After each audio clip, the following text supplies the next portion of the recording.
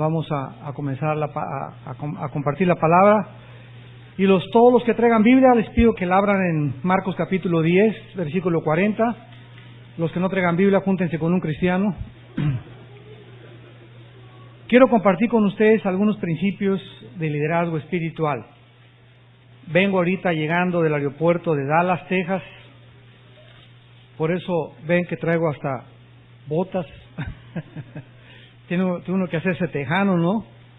Allá todo el mundo usa botas, hasta con el traje se ponen botas.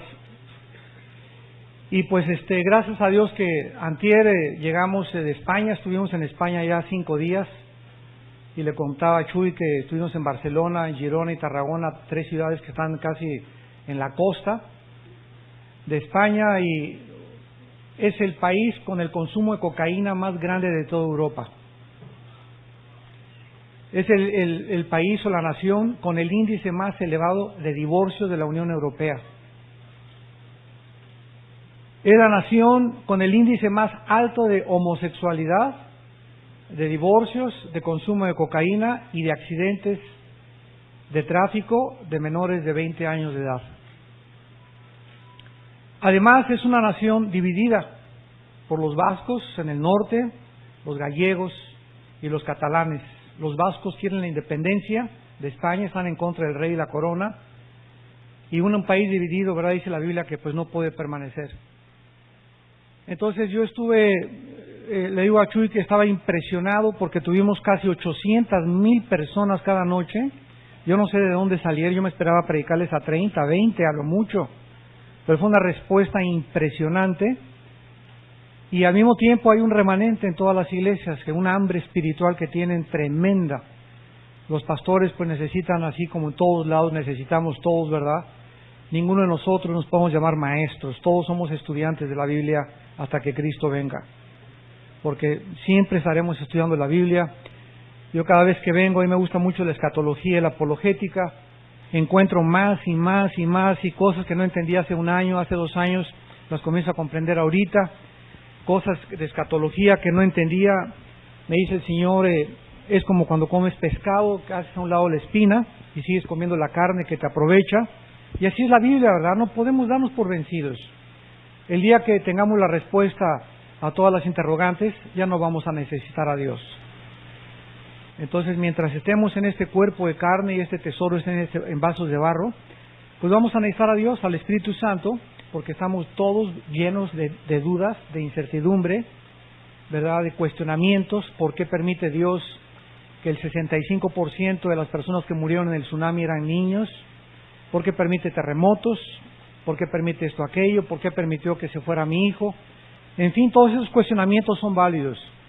Dios conoce nuestra condición, sabe que somos polvo, que estamos en un vaso de barro, y lo que necesitamos es hacer lo que hizo Habacuc.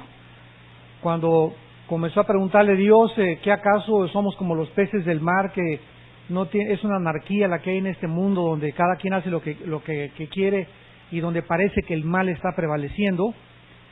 Y cuando Habacuc se dio cuenta que Dios no tenía el tiempo para contestarle en ese momento sus preguntas, simplemente dijo: sobre mi guarda estaré y velaré hasta que se me diga lo que estoy preguntando. El justo por la fe vivirá. Entonces nosotros tenemos que tener esa actitud en la vida, ¿verdad? No importa que no entendamos ahorita muchas cosas, pero el justo debe permanecer esperando en el Señor. Como las palmeras que vienen los vientos y parece que nos doblan y que nos derriban, y nos sentimos desilusionados y nos sentimos muchas veces fracasados o frustrados, pero hay que mantenerse de pie, mantenernos esperando a que Dios nos dé palabra, que nos refresque, como en esta mañana. Estoy seguro que muchos de ustedes están siendo refrescados con la palabra, animados, exhortados, consolados, porque es el propósito del Espíritu Santo, animarnos para que podamos aguantar hasta el día de Jesús. Jesús, antes de irse, les dijo a los discípulos: no se turbe su corazón, no permitan que ninguna intranquilidad de afuera del mundo entre a tu vida y te quite tu paz. Mi paz les dejo, mi paz les doy. Voy a preparar lugar para ustedes, para que donde yo estoy, ustedes también estén. Voy a prepararles un lugar para que ustedes sepan que estoy ahorita trabajando en el cielo, intercediendo por ustedes y preparándoles un lugar. pero mientras allá abajo manténganse tranquilos, con la serenidad interior, con la paz que sobrepasa todo entendimiento, porque si no mantenemos esta actitud de paz aquí en este mundo, no podemos discernir la voz de Dios. Cualquier persona que esté intranquila, afanada, neurótica, en España el 90% de la población tiene depresión. Sufren de depresión el 90% de la población. Entonces es un país, ¿verdad?, donde yo aterricé en el aeropuerto de Madrid y se siente la opresión tremenda. Durante todos esos 4 días que estuve ahí, estuve verdaderamente de rodillas, una opresión como nunca en mi vida la había sentido. Y tal vez era también por la bendición tan grande que iba a haber, pero me doy cuenta que así es en la mayor parte del mundo. En todos lugares hay necesidades, en todo mundo hay una sed increíble de la palabra, y nosotros tenemos esa agua de la vida, tenemos esa luz para iluminar las mentes intelectuales, profesionales, de cualquier nivel. ¿Por qué? Porque la palabra tiene respuestas para todas las personas. Una de las cosas que descubrí en España es que todos me preguntaban, oiga, no sabíamos que los mexicanos eran tan cultos. Yo es que creían que éramos indios de huarache o de burro, o qué opinión tenían de nosotros, ¿verdad? Pero muchas veces así te das cuenta que vas allá y pues son más cultos, lo puedo decir, que en México. Se calcula que en México los mexicanos leen un libro al año, comparado con los europeos que leen 16 libros al año. Entonces, en Europa hay un nivel intelectual mucho, mucho más elevado que en América Latina principalmente. Y como decía en el mensaje hace unos momentos, ocúpate en la lectura. O sea, si no desarrollamos el hábito de leer, hermanos consiervos de Dios, pastores, si tú no lees un libro al mes por lo menos, no vas a aumentar, desde luego, libros cristianos, ¿verdad? Y yo me meto a todo. Si voy a preparar un mensaje sobre la eutanasia, pues me meto a la genética, a la clonación, a estudios científicos, si uno de aborto, a estadísticas del aborto, en fin. Tenemos nosotros que cultivar nuestra mente y nuestro espíritu. Tenemos que leer, sobre todas las cosas la palabra de Dios. Pero si no tenemos el hábito de la lectura, pues nunca vamos a expandir nuestra mente, ni vas a tener la capacidad de poder percibir la problemática del mundo con la perspectiva que el Espíritu Santo quiere que nosotros lo podamos discernir. Quiero compartir con ustedes algunos principios de liderazgo, porque vivimos una de las épocas más críticas de la historia. No cabe duda que Dios sigue buscando líderes, y qué difícil es encontrarlos. Algunos parece que comienzan bien, pero no es solamente el comenzar bien, sino cómo acabamos. Entonces no se trata solamente de que, como Saúl, pues comenzó con un liderazgo, un pastorado tremendo y al final de su vida fracasó. Hace poco estuve con un hombre de Dios de 89 años de edad.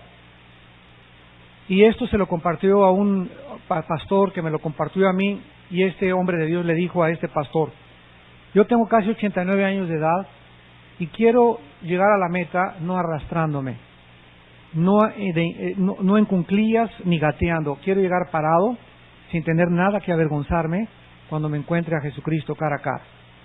Y quiero decirte, le dijo a este hermano, que me cuido como si tuviera 25 años de edad. Y el hermano preguntándose, ¿será bueno ya como Abraham, se le pasó todo, ¿no? Dice, tengo las mismas tentaciones que tenía hace 30 años, tengo los mismos ataques y creo que hasta más, y hasta que esté ahí en la cama de 90, 95 años de edad, en coma, si se acerca una enfermera guapa, voy a tener tentación. Así que el que piensa que está firme, nunca vamos a dejar de tener tentaciones, ni ataques, ni pruebas, hasta que dejemos este cuerpo. Pues no te confíes que haya alcanzado algún nivel espiritual ya, porque siempre estaremos, mientras estemos en este cuerpo, bajo ataque del enemigo. Tenemos el ataque nosotros mismos, el ataque del enemigo, y la vanagloria que tenemos enfrente de un mundo que está disfrazado, es un oasis que Satanás ha preparado para distraernos del camino, sacarnos de la atención de Cristo, y que nos comencemos a afanar por las cosas de esta vida en lugar de las cosas del reino de Dios. En este pasaje de Marcos capítulo 10, en el versículo 38, Jesús les dijo: no saben lo que piden, pueden beber del vaso que yo bebo o ser bautizados con el bautismo con que yo soy bautizado. Aquí estaban los discípulos de Cristo peleándose por una posición de autoridad. Y por un lado en la Biblia encontramos aparentes, y digo aparentes porque no lo son, contradicciones. Por un lado dice en el Antiguo Testamento a través de Jeremías: no tengas ambiciones personales, o si quieres ambicionar algo, no lo hagas. Y el Nuevo Testamento nos dice en 1 Timoteo 3:1 que el que anhela obispado buena obra desea. Entonces parecería que se contradijera. El Antiguo Testamento nos dice no busquen posiciones, no ambiciones, y el Nuevo Testamento nos dice que es una buena obra el buscar una posición de liderazgo. Entonces encontramos que la respuesta es que hay ambiciones positivas y hay una ambición negativa. Lo que se nos niega en la Biblia es que ambicionemos una posición de liderazgo para poder satisfacer nuestro ego, para buscar nuestro reino, para buscar mi promoción. La palabra ambición en el latín significa campaña para promoverse. Es lo que significa la palabra ambición en el latín, hacer campaña para promoverte.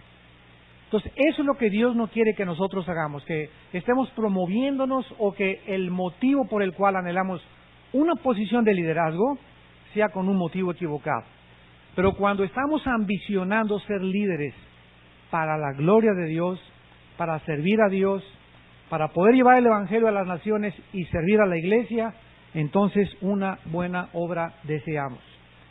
El primer principio que quiero compartirles con ustedes es que en el liderazgo espiritual existe la soberanía de Dios.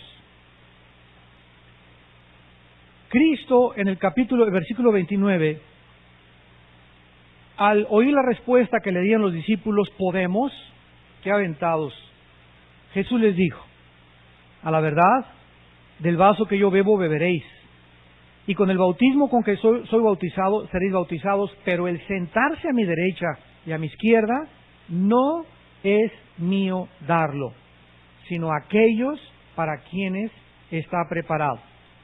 Las posiciones dentro del liderazgo espiritual en la iglesia le pertenecen a Dios. ¿Qué significa esto? Que nosotros no escogemos ser pastores o ser predicadores o ser evangelista o ser misionero. Nosotros no escogemos los dones espirituales. Yo no escojo, pues yo quiero el don de lenguas, y me contesta el Espíritu Santo: ¿para qué los quieres? Pues para sentirme que tengo el don de lenguas. Y ¿sabes una cosa? Lo vamos a ver más adelante, que todo esto le pertenece a la soberanía de Dios. En la primera carta a los Corintios, capítulo 12, el apóstol Pablo lo dejó establecido muy, pero muy claramente. 1 Corintios capítulo 2, después de hablar en los primeros casi 10 versículos de este capítulo acerca de la importancia de los dones, de los ministerios y de las operaciones de Dios, dice en el versículo 11, para resumir: pero todas estas cosas las hace uno y el mismo Espíritu, repartiendo a cada uno en particular, como lo traducimos al castellano, a Él le da la gana. Todas estas cosas, la repartición de dones, de ministerios y de operaciones, las hace el Espíritu Santo y le pertenece a la soberanía de Dios. Dice aquí en el versículo 28 de este mismo capítulo: y a unos puso Dios. ¿Quién los puso? No el seminario teológico, no el instituto bíblico, no el consistorio, no el presbiterio. A unos los puso Dios apóstoles, luego profetas, lo tercero maestros, luego los que hacen milagros, después los que sanan, los que ayudan, los que administran, los que tienen don de lenguas. ¿Son todos apóstoles? ¿Quién contesta esa pregunta? ¿Cuál es la respuesta? No, ya lo vimos, ¿verdad? ¿Son todos profetas? ¿Todos maestros? ¿Hacen todos milagros? ¿Tienen todos dones de sanidad? ¿Hablan todos lenguas? ¿Tonchis? Entonces, ¿por qué estamos peleándonos por los dones, por las posiciones de liderazgo, por las posiciones de autoridad, cuando se le pertenece a Dios? ¿Interpretan todos? No. Todo eso le pertenece a Dios y Él nos los da para que nosotros podamos verdaderamente ejercer el llamado al cual Él nos ha llamado. Tratar de operar fuera de los dones que te ha dado Dios o de la posición de liderazgo que te ha dado Dios es frustrante. Si tú, por ejemplo, tienes el don de pastor y quieres ser evangelista, te estás saliendo a un campo de autoridad donde no vas a tener unción. Y vas a ejercer tu don de evangelista o el oficio evangelista en la carne. Si Dios te llamó como evangelista y estás en el pastorado, va a ser frustrante también. Entonces, es muy importante y es nuestra responsabilidad que nosotros descubramos cuál es el don, el llamado, la posición que Dios ha otorgado a cada uno de nosotros. Porque si tú estás ejerciendo, te repito, una posición a la cual Dios no te ha llamado, te vas a frustrar. Y muchos de nosotros los pastores, una de nuestras responsabilidades es estar buscando y descubriendo quiénes de nuestra iglesia caben en ese saco. ¿A quién le puedo poner ese saco? A uno le queda grande, al otro chico, y no darle las posiciones en la iglesia de autoridad o liderazgo porque es mi primo, es mi hermano en la carne, fuimos a la primaria juntos y a la secundaria. Y cuando comenzamos nosotros a dejar los principios espirituales y a funcionar con el nepotismo o con el sentimentalismo o porque es mi amigo, o mi familiar, etcétera, etcétera, comenzamos a poner a personas en posiciones donde el diablo los va a destruir. Si tú no tienes voz para venir a cantar aquí y cantas como cotorro con calentura, ¿para qué te subes a la alabanza? Muchos aquí, ¿verdad? Vienen y solamente quieren estar aquí porque quieren ver, porque es bonito aquí que te vean. Otros, ¿verdad? Tienen voz de lagartijas con retortijones. Y nuestra labor es, bájalo. ¿Sabes qué, mijita? No la haces. Vete a Timbiriche mejor. Ahí agarran a todos, pero no en la casa de Dios.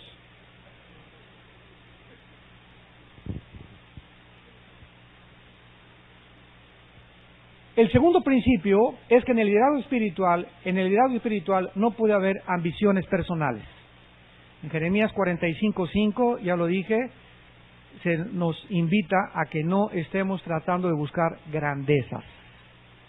No ambiciones promoverte, no ambiciones, posiciones de liderazgo, porque anhelas ser visto.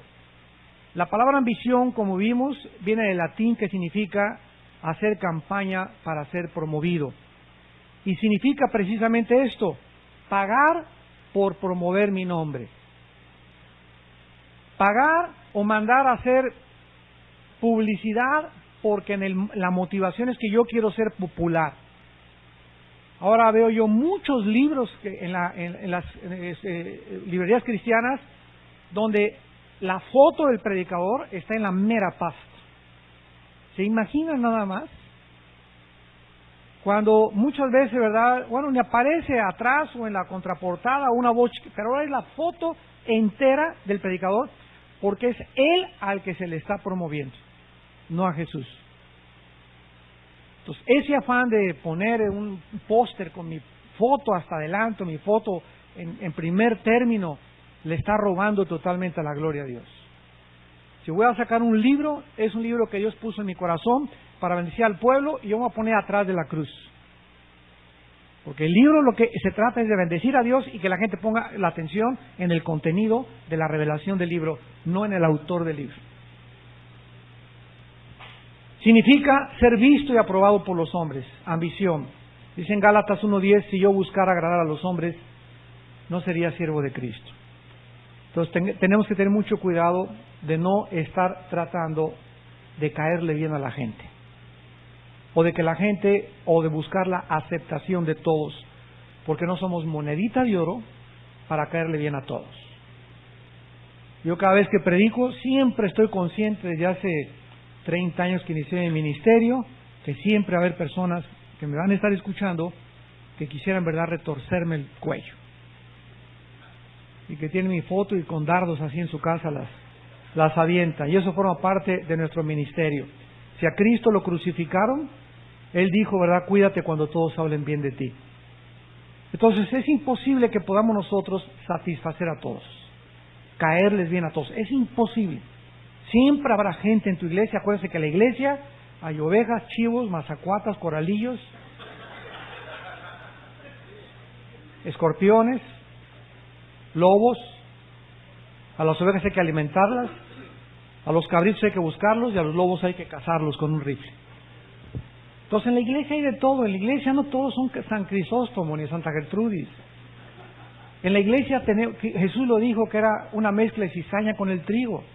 Entonces hay muchísima gente en tu iglesia, en mi iglesia, en todas las iglesias tenemos gente infiltrada que a través del tiempo se van a ir manifestando sus corazones y los vamos a ir conociendo.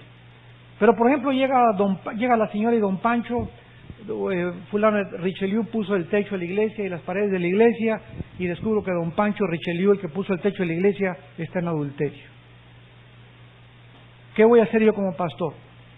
Don Pancho, venga para acá, aquí la iglesia es un hospital, lo vamos a ayudar, pero usted tiene que dejar a esa amante, a su secretaria, etcétera, etcétera. Le damos 2 semanas, le damos 3 semanas, usted tiene que arrepentirse y tiene que colaborar con nosotros, porque estamos los pastores para ayudarlos a levantarse, para eso estamos, pero usted no puede venir aquí y burlarse de Dios y seguir en adulterio. Pues ya no les voy a dar un quinto para ya me voy a la iglesia y me voy a otra donde me quieran más, váyase. Pero en el momento en que nosotros comenzamos a prostituir nuestro ministerio por el interés monetario o de los diezmos, por la gente influyente de nuestra iglesia, vendimos nuestro ministerio y el Espíritu Santo es contristado dentro de nuestro corazón. Y quiero decirte que tienes los meses contados como pastor, porque Dios no está buscando esa clase de hombres. El temor de Dios es no tener temor de los hombres. No pueden, dice la física, 2 objetos ocupar el mismo espacio. Y así pasa espiritualmente también. O tienes el temor de Dios o tienes el temor de los hombres. Y si tienes el temor de cualquier hombre o lo que te pueda hacer cualquier hombre, el temor de Dios sale de tu corazón. Entonces lo que debemos tener en el corazón es el temor de Dios. Y también en la ambición encontramos el deseo de poder controlar a los demás. Hay muchos pastores que se enseñorean de las ovejas. Y las ovejas no son de nosotros.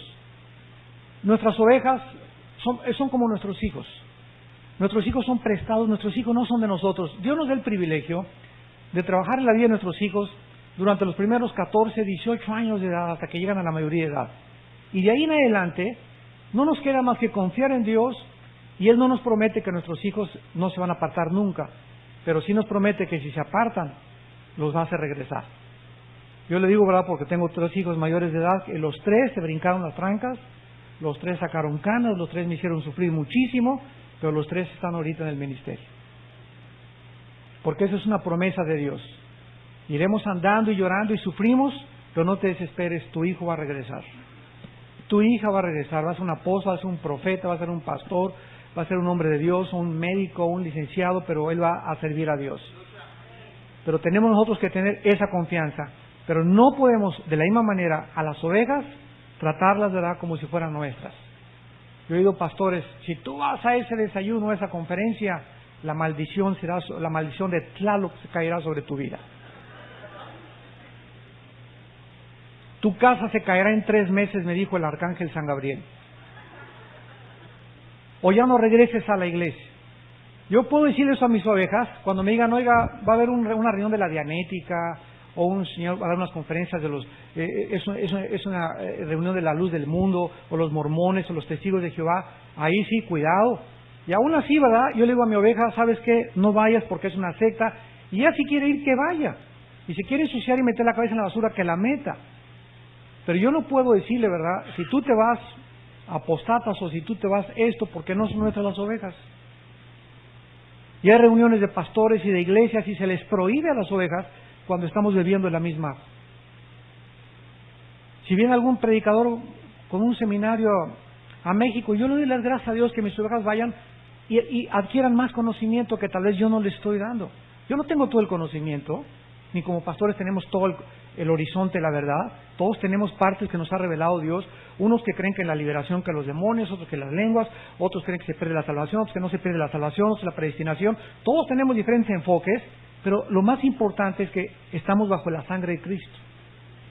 Hay verdades no negociables del Evangelio, pero hay otras cosas en las que no nos vamos a pelear. Entonces tenemos que comprender esto. En cuarto lugar, el principio tal vez que yo considero más importante después de esto para un líder es su esposa. En el libro de Efesios, capítulo 5, la Biblia nos enseña en el versículo 25 el principio después de Dios sigue mi esposa, no mis hijos, no la iglesia, no el ministerio, no mis ovejas. Mi esposa es mi más importante oveja. Y si en el matrimonio yo como pastor o como líder, como evangelista, como lo que sea, tengo una relación equivocada con mi esposa, mis semanas, mis meses, mis días están contados. Y no voy a tener la dirección del Espíritu Santo porque Dios me manda en su palabra que yo le dé prioridad a mi esposo. Nunca la Biblia dice mujeres amen a sus esposos. Dice maridos amen a sus mujeres. Les voy a explicar por qué. Dios le puso al varón la semilla, el esperma. No somos los portadores del esperma, de la semilla santa, que es la que va a traer la descendencia. Y la mujer la diseñó Dios como la receptora de la semilla. Entonces las mujeres fueron creadas para recibir. Nosotros fuimos creados para darles. Ellas para recibir y nosotros para darles. Tanto fueron las mujeres creadas para recibir que llévala a un mall. Y tu esposa puede tener 40 vestidos, pero como fueron creadas para recibir, nunca se llenan. Quieren el 41º vestido. Tienen 30 zapatos, no les digas que no, quieren 31 zapatos. Y si quieres que tu esposa deje de sufrir de depresión, llévala a un mall. Y es algo que nosotros los hombres, yo hasta hace poco, se los confieso, lo entendí. Y es tan importante conocerlas a ellas porque no son igual a nosotros y hasta que entendemos cómo funcionan, comenzamos a funcionar nosotros. Las mujeres llegan a un mall, llegan a un vestido y le hacen así, y así, y así, y lo ponen y le ven la etiqueta. Y nosotros llegamos esto, esto y esto. Pero es que tú no eres mujer. Es que ellas tienen ese chip, ese software, ese programa puesto por Dios. Son detallistas. Entonces, ¿yo qué hago, verdad? Yo llego al mall con mi esposa, ya lo aprendí. Me llevo 2 o 3 sermones que estoy preparando, un libro, y le digo, ¿a qué hora? Mi amor, son las 12, nos vemos a la... ¿Cuánto quieres? Porque no le digas 1 hora,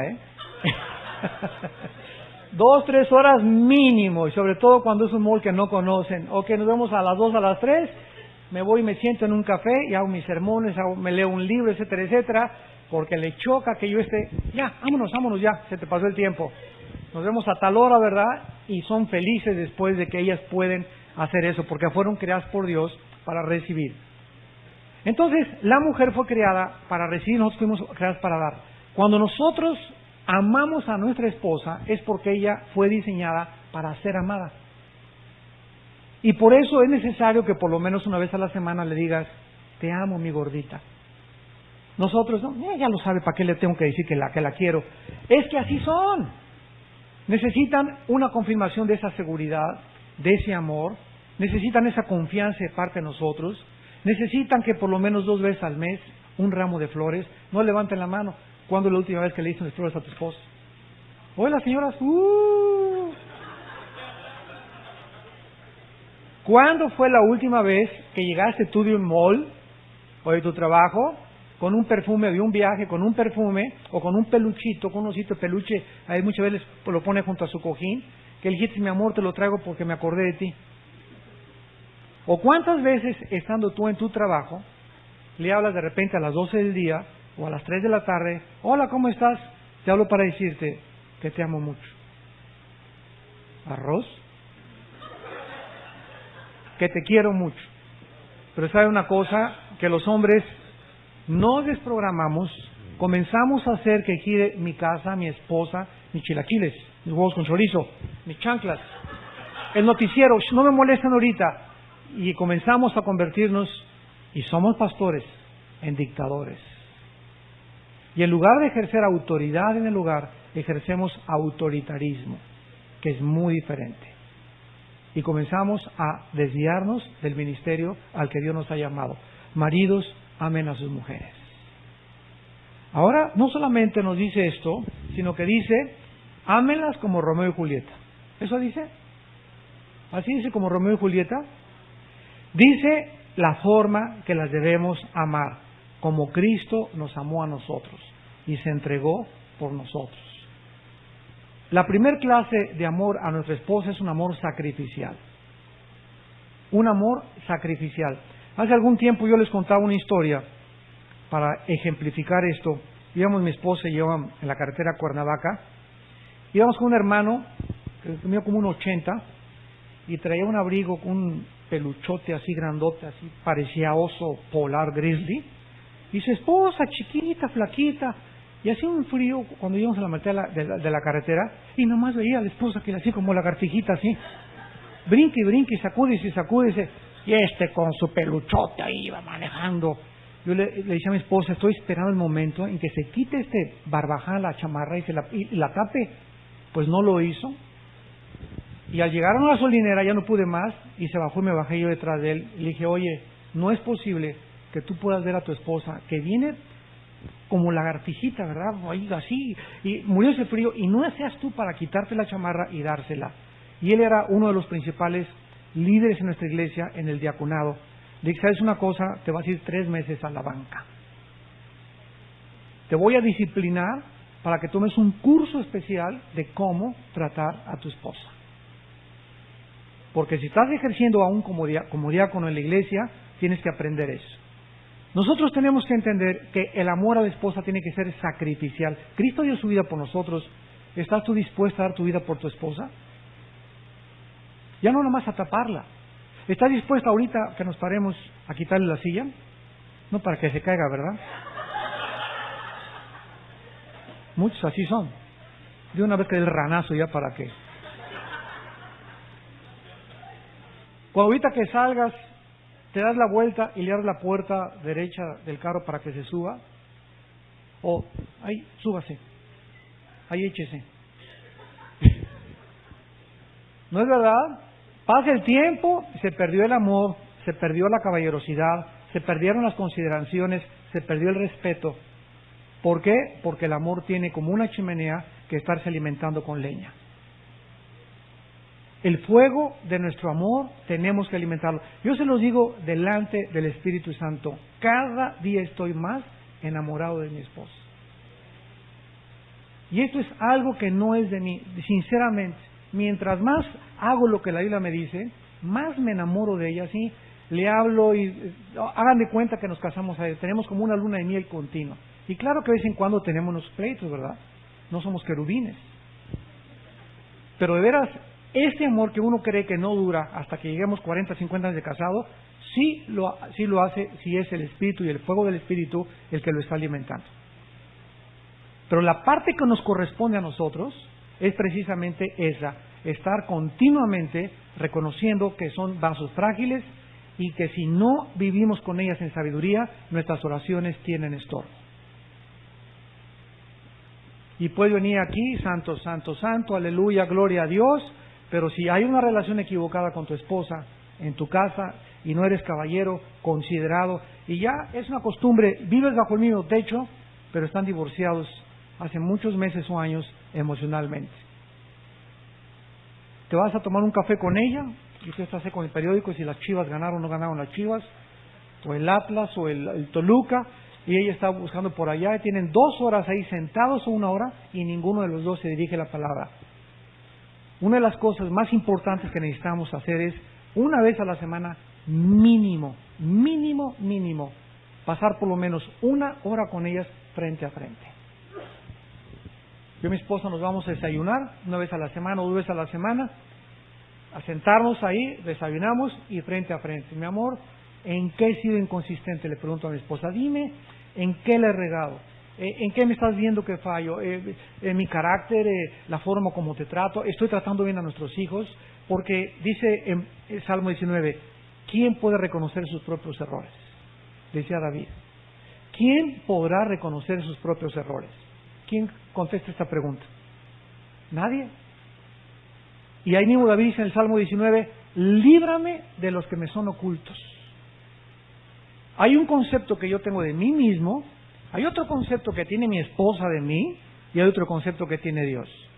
Y si no, ustedes trátenlo con los líderes de su iglesia. La mayor parte de las veces que tratemos con un problema con un líder, le decimos, oye, eres muy agresivo, eres esto. Yo ni cuenta me había dado. Es dificilísimo darnos cuenta de cómo hablamos, de cómo actuamos, de cómo respondemos, de qué actitudes tenemos hacia la gente. Necesitamos continuamente el coacheo de nuestra esposa. Por cierto, ¿saben ustedes lo que significa ayuda idónea?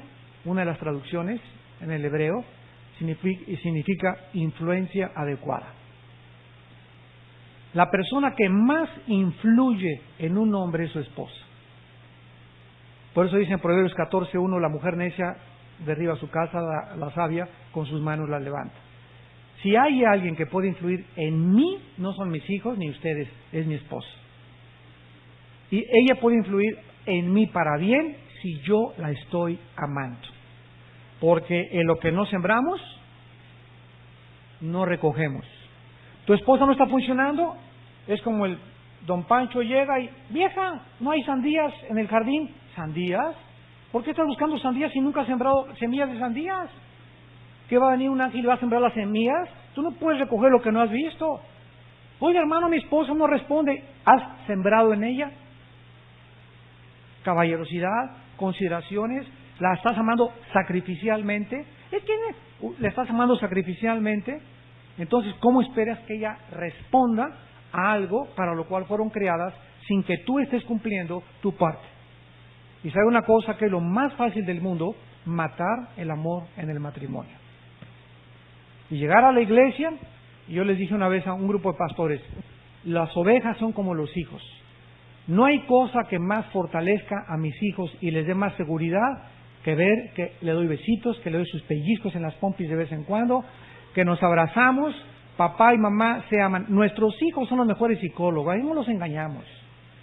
Ellos saben en el privado y oyen en el cuarto lo que discutimos en la cocina, nos ven, cuando sales con tu hijo él ve a qué mujeres ves, a qué mujeres no ves. A nuestros hijos no los engañamos, pero cuando nuestros hijos ven que tenemos una relación adecuada, nuestros hijos crecen seguros, crecen equilibrados mental y emocionalmente. Las ovejas en la iglesia son igual. A las ovejas no las engañas, ellas saben si amas a tu esposa. Yo siempre que iba a la reunión de los pastores, la mujer por allá, el otro por allá, nunca están en la iglesia de la mano, nunca en la iglesia a la salida se están dando besitos así, ¿por qué no? Nunca los ven que se apapachan, siempre separados, siempre distanciados, y las ovejas comienzan a inquietarse, porque cuando hay esto en los pastores y donde la mujer nunca está, llegan a una reunión y el domingo que debemos estar mi esposa y mis hijos sentados juntos todos, no, la esposa está por allá, el pastor está por allá, la esposa está en la dominical y este no es el diseño y el plan de Dios. El domingo es para la familia, para estar todos juntos adorando al Señor. Y si tus ovejas no te ven que tú amas a tu esposa, que la acaricias, ellas ven y se dan cuenta, comienzas a tener inseguridad en ellas. Y por eso vienen los pinochetazos. Dice aquí también en Efesios capítulo 5, para terminar este tercer principio, que el propósito por el cual nosotros debemos amarlas sacrificialmente, versículo 25, es para santificarlas. vuelvo otra vez a regresar. Ellas fueron creadas para recibir, nosotros para dar. A nosotros, ¿quién nos santifica? Bueno, la palabra, ¿verdad? Juan 17:17 y Jesús. A través de la confesión de pecados somos santificados mediante el Espíritu Santo. Entonces, nuestra esposa, la palabra santificar significa apartar, separar. ¿Qué quiere decir esto de que debemos amarlas con amor sacrificial y ahora con amor purificador para santificación? Que al llegar yo a mi casa, bueno, yo llego del trabajo y problemas y creo que la atención tiene que girar a mi alrededor. Que me traigan mis cenas, mis pantuflas, que me prendan mis 24 horas de las noticias, que los niños se callen ya, que los amarren y que los metan ahí encerrados a la licuadora o a la lavadora, y yo ya quiero paz, y no pienso que mi esposa también enfrentó una batalla ese día. Los niños, la ropa, problemas, le hablaron por teléfono, y más cuando son esposas de pastores. Cómo las deprimen. Y hay hermanas especialistas en desgastar a nuestras esposas. Y le están hable y hable 1 hora, y problemas, y les ponen así la cabeza calenturienta, y llegamos nosotros y estamos demandando que ellas nos sirvan. Cuando nosotros llegamos en la noche, ¿con qué nos santifica Dios? Con su palabra. Antes de acostarte, ¿le lees la Biblia a tu esposa? No contesten. La única forma de que las podemos santificar es pasando tiempo con ellas en la Biblia. Ya nos acostamos los dos, apagamos la televisión. Mi amor, te quiero compartir Efesios 5, te quiero compartir todo el capítulo 14. Y al estarles leyendo la Biblia, Jesús dijo, mis palabras son espíritu y son vida. Cuando la Biblia es leída, no es como ir a Octavio Paz, William Shakespeare, Aristóteles o cualquier libro que apela a mi mente. La palabra de Dios entra como una espada que discierne los pensamientos y las intenciones y llega hasta mi espíritu. El elemento, el componente más íntimo del ser humano es el espíritu. Hasta ahí llega la palabra y tiene un efecto, al leerles la Biblia, solamente leérselas nada más, tiene un efecto purificador. Donde ya a los 10 minutos de estar leyendo la Biblia se va a comenzar a calmar y a calmar y a calmar y a calmar. Y no llegues, ¿verdad?, con el salto del tigre luego en la noche, ¿verdad? Ahí te voy, y ella está cansada, no está dispuesta a tener relaciones sexuales, pero ahí le vas desde la lámpara, te la dejas caer. Como Tarzán, ¿verdad? Agarras una liana y ya, y ahí te voy. Y hermano, es que mi esposa no me responde y está frígida, ¿sabes una cosa? Todavía no entiendes el matrimonio. Las mujeres fueron creadas para recibir por tercera vez. Ellas necesitan, para poder tener relaciones, algo diferente a nosotros. A nosotros no nos importa que te baile la danza de los 7 velos, o nosotros llegamos, ¿verdad?, 15, 20 minutos y como Tarzán, ¿verdad?, como luchadores, con el salto del tigre y órale. Pero ellas no son iguales a nosotros. Ellas necesitan que desde la mañana ya la estés apapachando, acariciándola, besándola en el cuello, mi amor, te quiero, y al llegar la noche necesitan una atmósfera romántica. Los niños tienen que estar dormidos, ellas se preocupan mucho si alguno se para, la puerta bien cerrada, un perfumito por ahí, una música así tranquilita, todo relajado, mi amor, y comienza cuchi cuchi por acá y por allá, y ¿verdad? No te dejes llegar como platillo volador.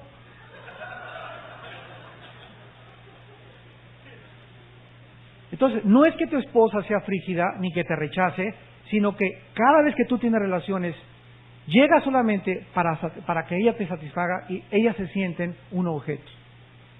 Y cuando una mujer se siente tratada así, no responde físicamente, porque se siente usada. Y al mes, a los 3 meses, va a venir la frigidez. Se va a comenzar a cerrar porque lo único que se ha dado cuenta es que la quieres tú para el sexo. Y muchas veces tenemos que acercarnos a ellas y abrazarlas, y no para tener relaciones, simplemente para abrazarlas y que sientan un abrazo no sexual, sino emocional. Mi amor, te quiero. O en la noche acurrúcate con ella muchas veces y sin que le pidas nada, simplemente la abrazas y te duermes con ella sin tocarla. Y se va a sentir amada. Después de las relaciones es importantísimo también esto.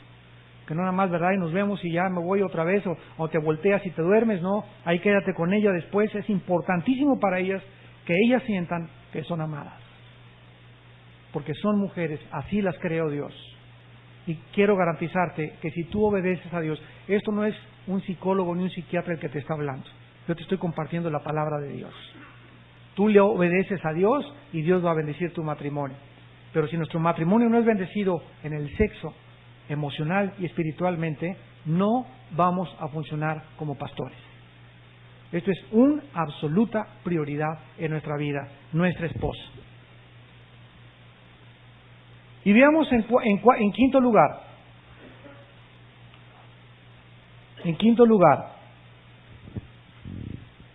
la santidad en el liderazgo. El nivel espiritual de un pastor no puede ser más alto que el nivel espiritual de su iglesia. La santidad en el liderazgo. En primer lugar, hay 3 cosas que la iglesia necesita dentro de la santidad. Líderes que conozcan la debilidad de su carne. Inciso A. Líderes que conozcan la debilidad de su carne. En Marcos 14:38, Cristo en Getsemaní iba a enfrentar la prueba más grande de su vida. Nunca Jesús había enfrentado una prueba tan tremenda, una tentación tan profunda como la que enfrentó en el huerto de Getsemaní. Al grado que la palabra Getsemaní significa en el griego aceite prensado. En Getsemaní algo sucedió tan terrible, tan fuerte, tan más allá de nuestra capacidad pensante, que Jesús fue oprimido, prensado a tal grado, que la sangre le comenzó a salir por sus capilaridades sanguíneas de la piel. A tal grado que comenzó a sangrar. Esto es un fenómeno que muchos doctores lo conocen muy bien, pero es un momento de angustia, como dijo Jesús, mi alma está angustiada hasta la muerte. Fue una cosa tan grande la que Jesús experimentó, que no era el temor a los clavos en la cruz. No estaba temiendo a que le rompieran, le desgajaran y le desmembraran todos los tejidos subcutáneos de la espalda y del pecho, con los látigos romanos que eran de 7 colas y en las puntas tenían hueso con acero.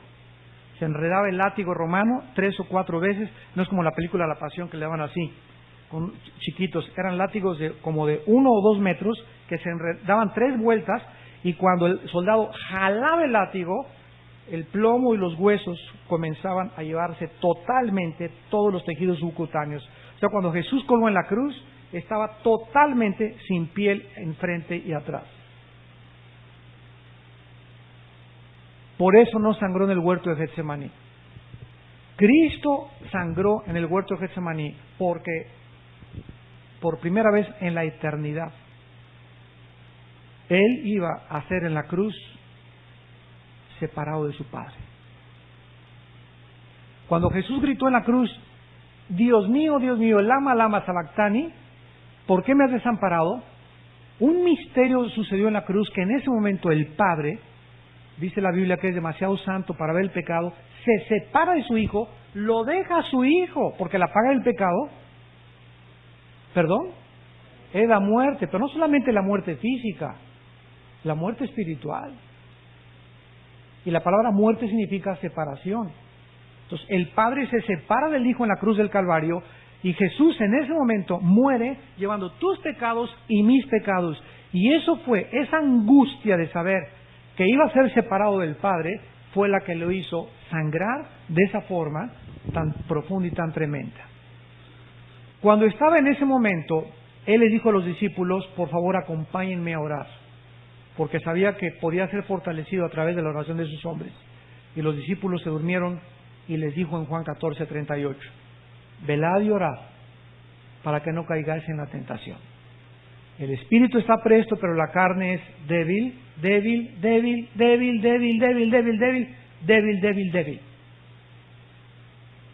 Un líder no puede tener confianza en su carne. Esta es la razón, amados santos, por la cual los pastores nunca debemos darle consejo a una mujer. No te atrevas a sentarte en una silla con una mujer a darle consejería, si no está tu esposa contigo, o una hermana madura contigo. Nunca te atrevas a subir a tu carro a una muchacha, si eres pastor casado. Hermano, quiero una ventana en mi casa, te doy para el taxi. Está lloviendo, pues mójese. Peor todavía que esté lloviendo. Imagina lloviendo y que se descomponga el carro. No, el diablo, Dios sabe los motivos de nuestro corazón. No podemos engañar a Dios. Tenemos que tener cuidado de cómo nos acercamos a las mujeres. Por eso es importantísimo, ¿verdad?, que nosotros entendamos ciertos principios y saber que no podemos confiar en la carne. Es que yo ya soy muy santo y ya siento que estoy ahí volando con los ángeles. El que piensa que está firme, mire que no caiga. Hace algún tiempo un pastor nos contó este testimonio. Éramos puros pastores como ahorita, no había mujeres. Y dice este hermano pastor, fíjense hermanos que les quiero contar una historia. Yo iba un día de la carretera de Jalapa a Veracruz en mi carro y yo iba pensando, ¿verdad?, en que me acaba de pelear con mi esposo. Iba yo a predicar en una iglesia de Veracruz. Y en la carretera me encuentro una gringa como de 20 años de edad con los chorcitos y el escote hasta por acá pidiendo aventón. No, hermanos, le metí el freno, pero hasta se quemaron las llantas. Y que me echo en reversa y que le subo. Dije, pues voy a ser el buen samaritano. Y cuando iba, después de 40 minutos conmigo, me di cuenta que comencé a hervir dentro de mí. Se me subió la temperatura. Y se los juro, nos dijo este pastor, se los juro que yo hubiera cometido adulterio si no hubiera pasado lo que pasó. ¿Qué pasó? Todos le preguntamos. Que se me poncha una llanta. Que se baja, saca la llanta por detrás y cuando levantó la cajuela, dice, lo único que alcancé a decir fue, Señor Jesús, ayúdame. En ese momento, cuando yo dije, Señor Jesús, ayúdame, pasó otro coche que se para, dice que para ayudarme, la gringa se baja y echa a correr y se sube al carro y se la lleva. Y cuando arreglé la llanta y me subí al carro, me hinqué y le dije a Dios, perdóname. Porque no debí haber coqueteado con el pecado. Dice la Biblia, sabe Dios librar de tentación a los piadosos, según de Pedro 2. Pero si nosotros creemos que podemos jugar con el pecado y estar viendo las piernas a una mujer durante más de una semana y a el coro las piernas y el escote y tener fotos o el Playboy cuando nadie nos ve o ver programas de televisión o rentar en Blockbuster videos pornográficos y creemos que Dios no nos ve, vamos a pagar las consecuencias. Dicen Proverbios, ¿jugará el hombre con fuego sin que sus vestidos ardan? ¿Cuánto tiempo crees que vas a seguir jugando o coqueteando con esa muchacha o con esa mujer o con ese hombre, también a las mujeres, antes de que venga el juicio de Dios sobre tu vida? Nadie cae en el adulterio de la noche a la mañana. Antes de que caigas en adulterio, tenías una semana antes, o 2 semanas antes, o un mes antes, preparándote emocional y psicológicamente, y cuando caíste ya estabas listo para caer en adulterio. Ya tu corazón estaba preparado para el adulterio. Y la Biblia dice que necesitamos líderes que conozcan su carne, que sepamos al monstruo que tenemos aquí adentro. En segundo lugar, líderes que sepan que el pecado mina nuestras defensas espirituales poco a poco. El pecado mina nuestras defensas espirituales poco a poco. Les voy a dar un ejemplo. Yo le doy gracias a Dios que en los 25 años para acá se han descubierto secretos de la nutriología como jamás en la historia. Hace 25 años se descubrió lo del colesterol. Lo que la Biblia decía en Levítico hace más de 2,000, 3,000 años, ya aquí, hace 25 años, se descubrió que la grasa de las carnes animales y la sustancia que emiten los camarones y comer demasiados huevos, etcétera, etcétera, hay una sustancia que es un veneno que entra a las arterias son como un tubo y comienza a adherirse en las arterias, la sangre entra con menos presión al corazón, el corazón le cuesta más trabajo bombear la sangre y vienen los infartos, porque el colesterol lo tienes a más de 230 o 240.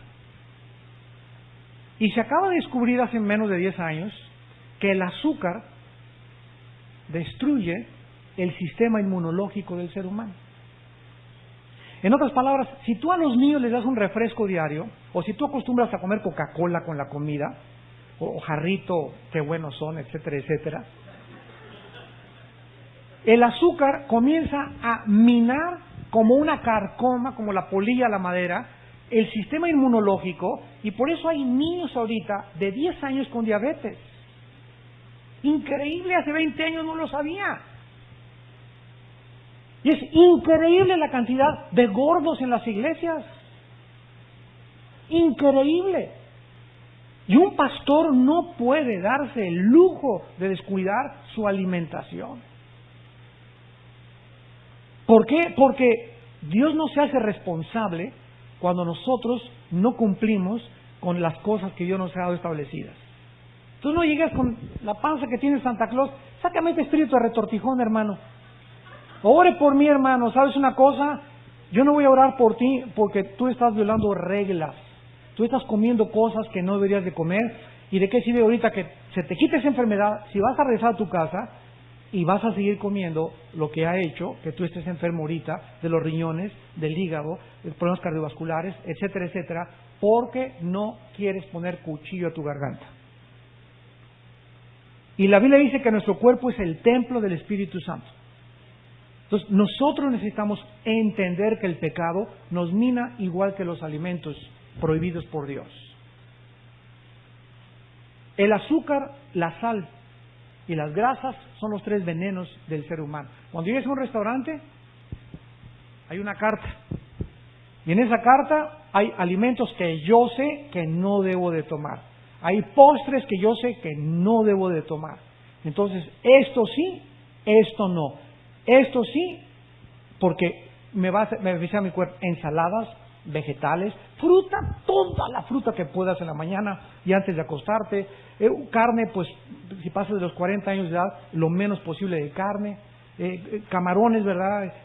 Filete de, ¿cómo se llama? No, de guachinango, de pez espada, de tiburón, prohibidísimo, están llenos de mercurio, etcétera, etcétera. Y comienzo a aprender leche, la compro descremada o deslactosada, ya si paso los 40 años de edad, y comenzamos a cuidar nuestro organismo porque el vigor y las fuerzas que tengamos, la energía que tengamos para servir a Dios va a venir de lo que comemos. Pero hay hermanos, ¿verdad?, que cenan patitas de puerco en vinagreta en la noche y al otro día, Señor, que tu poder caiga sobre mi vida, que tu poder, ojalá caiga así, pero de panza.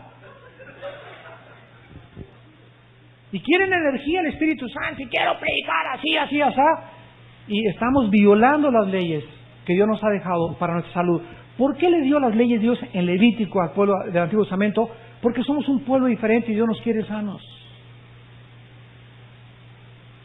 Hermano, dice en 1 Timoteo 4 que todos los alimentos con la santificación de Dios son buenos y para tomarse y no hay que desechar ninguno. Ok, pues, tráeme una chuleta y un tibón ahorita, te bendigo en el nombre de Jesús y te echo agua bendita a la chuleta. ¿Sabes una cosa? Todo nos es permitido, mas no todo nos conviene. Aun cuando por la oración son... O sea, si tú me invitas a comer y me pones puerco, me lo como. ¿Por qué? Porque no te quiero tropezar, no, hermano. Yo no como puerco, traigo una cosa, que su esposa me haga una cosa especial. No, yo me lo como porque así dice la Biblia, para no tropezarte. Pero yo no voy y lo compro. Y Dios sabe que no es mi intención comer el puerco, me lo como porque tú me lo estás dando en tu casa. O unos tacos al pastor me los como porque tú me lo estás dando. Pero no lo hago porque sé que no me hace bien, porque paso los 45 años de edad. Entonces, así pasa también en la vida espiritual. Tenemos que cuidar nosotros la forma en la que estamos alimentando nuestro cuerpo. Otra cosa, en 1 Corintios capítulo 9, dice el apóstol Pablo, refiriéndose a este principio. Ahorita nos vamos a detener un rato para tener un break. Dice 1 Corintios 9, 25 al 27, todo aquel que lucha de todo se abstiene. Ellos, los atletas olímpicos, a la verdad, para recibir una corona corruptible, pero nosotros una incorruptible. Así que yo de esta manera corro, no como a la aventura, de esta manera peleo, no como quien golpea el aire, sino que golpeo mi cuerpo y lo pongo en servidumbre. Mi cuerpo no me manda. Los impulsos de mi cuerpo no me pueden dominar ni controlar. ¿No sabéis que aquel que se hace esclavo para servir la injusticia, se hace esclavo de aquel y vas a acabar convirtiéndote esclavo de aquel a quien sirves? Romanos capítulo 6. Entonces mi cuerpo es mi siervo, no mi amo. Y antes de acostarte, mi cuerpo me dice, quiero una bolita de nieve. ¡Cállese! Aquí se queda. Y aquí se queda. Y cuando me acuesto y mis tripas me hacen, quiero esa bolita de nieve. Y me acuesto y me doy cuenta, después de vencer ese impulso que elige mi cuerpo, no, pues ahora no como. La segunda noche va a ser más fácil. Y la tercera noche voy a descubrir que sí se puede, sí se puede, sí se puede. Y al cuarto día, quinto día, mi cuerpo ya está bajo las riendas y el control de mi espíritu. Toma tiempo, pero se puede. Es como los adictos a la pornografía. La pornografía es por ciclos. Si tú, por ejemplo, todos los martes comprabas un video, cada martes te viene el demonio a tocar a tu puerta y a tratar de debilitarte para que vayas y rentes y veas otra vez la pornografía. Pero si cuando llega la tentación de la pornografía, tú dices, ahora no la voy a ver, y pasa 3 o 4 días, pues no la veo, a la tercera o cuarta ocasión te das cuenta que venciste la adicción. Lo mismo pasa con el cigarro y con cualquier vicio. Es difícil al principio, pero se puede vencer, pero lo tienes que vencer. Porque tú no puedes ser siervo de Dios y ser esclavo del pecado. En el libro de Oseas, capítulo 4, se los leo versículo 11, Oseas 4:11, dice, fornicación, vino y mosto quitan el juicio. En otras palabras, la fornicación es la palabra zenut en el hebreo, zenut con Z, que significa infidelidad, adulterio, apostasía, deslealtad, idolatría. En otras palabras, el pecado nos roba la capacidad de discernir. Si tú eres un hombre adicto a la pornografía, si tú eres un hombre adicto a la comida, cualquier cosa que tú tengas que te está gobernando y no puedes tú dominar, no vas a poder tener discernimiento. Esta palabra juicio, lev, en el hebreo significa el corazón. Tu corazón no va a estar puro, bienaventurados los puros de corazón, porque ellos verán a Dios. Y vas a venir a la Biblia y no la vas a entender. Y vas a querer predicar mensajes frescos y no vas a poder. Algo te está estorbando.